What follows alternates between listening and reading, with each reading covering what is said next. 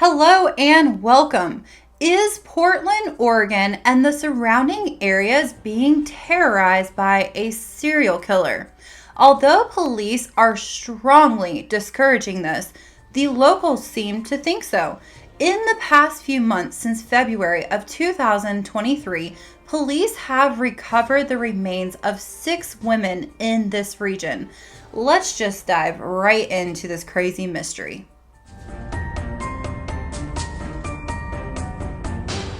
Of Kristen Smith were recovered on February 19th.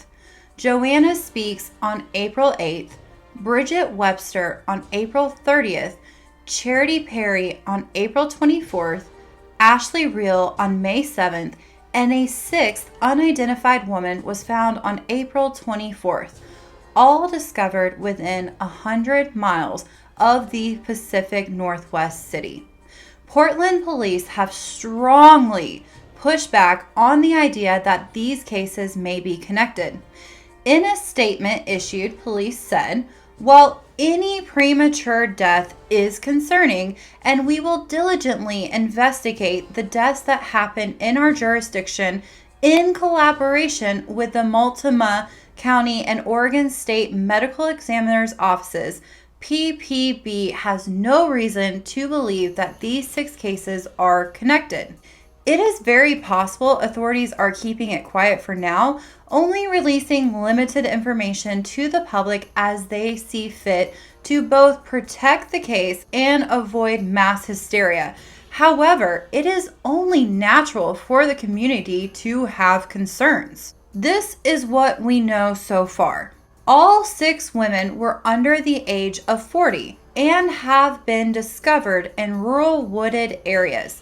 Charity Lynn Perry, 24, was homeless and last living out of a tent in Vancouver, Washington, about 9 miles north of Portland. According to her mother, her remains were discovered at Ainsworth State Park, 35 miles to the east. Her cause of death remains undetermined. Kristen Smith, 22, went missing on December 22, 2022. Police found her remains in the woods in the Pleasant Valley neighborhood on February 19th. Her cause and manner of death also remain undetermined. Ashley Reel, 22, was last seen at a fast food restaurant in Portland on March 27th. Police located her remains on May 7th in Eagle Creek, about 25 miles southeast of Portland.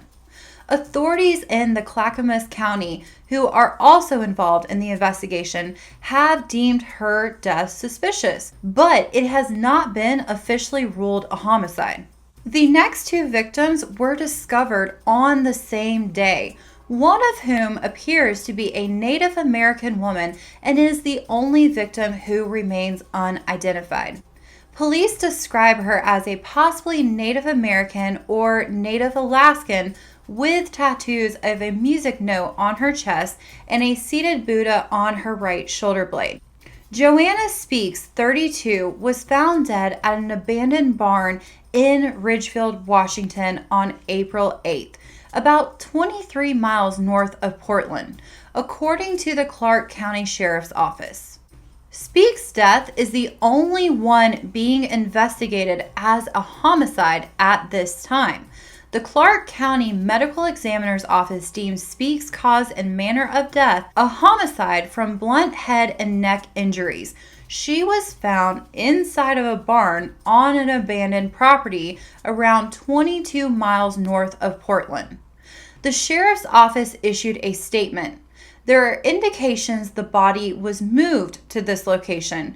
This is being investigated as a homicide, and no further details regarding the circumstances of the body are being released at this time. The Portland police have been in contact with the local PD and the other counties involved to coordinate and compare notes. The sister of victim Joanna Speaks claims authorities are trying to dampen fears about a potential serial killer in the area.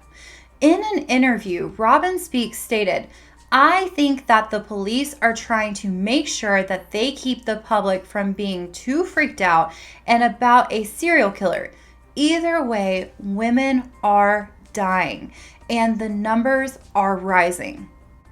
In their statement, Portland cops said the public would be notified if any danger was discovered. Hamilton County prosecutor Mark Pipemeyer, who has prosecuted 4 serial killers in his career, believes that the deaths could be the work of a serial killer. He appeared as a guest on Law and Crime Sidebar podcast, suggesting authorities may be downplaying any connection in the deaths due to pressure from elected officials in an effort not to negatively impact tourism. He said victimology, which is an in-depth look at a victim's life, habits, and relationships, can be extremely beneficial to investigators when trying to locate and identify an offender. In this case, all of the victims were young. Most came from vulnerable backgrounds involving homelessness and substance use disorders, leading to speculation that they were possibly targeted as weak marks. The victims appear to be the same type of victims, and some serial killers I've prosecuted, they're going after a particular type of victim, Pipemeyer said. The National Missing and Unidentified Person Systems database revealed that at least 4 other Jane Does were discovered in the region in 2022. A woman in Lowell, Oregon in May, a woman in Salem, Oregon in November, and 2 more women in Woodland, Washington in March and April. One of them had been struck by a train, 2 were found on the side of rural roads, and a 4th was found floating in the Columbia River. Here is a timeline and breakdown of the events so far. December 22nd, Kristen Smith goes missing. February 19th, body of Kristen Smith found in wooded area in southeast Portland's Pleasant Valley neighborhood. March 27th, Ashley Reel goes missing. April 8th, body of Joanna Speaks found dead inside of barn. April 10th and 11th, area of Portland with downtown, starts with an F, ends with an all, Market, where Charity Perry was frequently seen cleared by the police.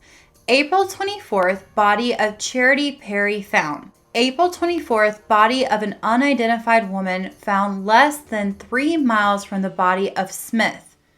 April 30th, body of Bridget Webster found. May 7th, body of Ashley Reel found. May 25th, Smith's body identified. This case is extremely unsettling, and regardless of why the officials aren't saying much, it is imperative for people living in this area or even just visiting to be hyper aware of your surroundings. Travel in groups and take proper protection of yourself. In my opinion, there are way too many things happening that are similar, and I believe that it is highly likely we will find out that there is a connection with these victims. I mean, just thinking about how many people in total, just women that are around the same age group, doesn't add up to not be connected. That would be way too much of a coincidence. But what do you think? Please let me know in the comment section down below, and a little bit of advice that I try to remember daily. Be nice and remember to kill people with kindness and not a weapon. And with that, I will see you next time when we find out who killed who.